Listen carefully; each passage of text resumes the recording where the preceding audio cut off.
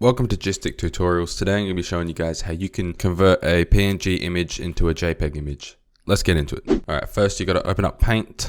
All Windows computers have it.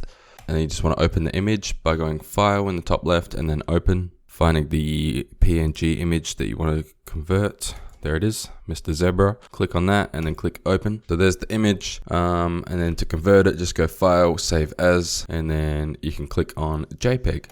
So now it is no longer Zebra PNG, and then save it.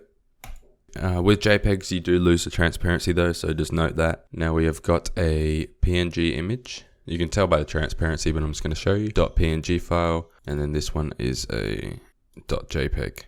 I hope this helped you. If it did, leave a like. If you're new to my channel, hit the subscribe button as well. Leave in the comments what other file conversion tutorials you would like to see. And that is it from me. Peace out.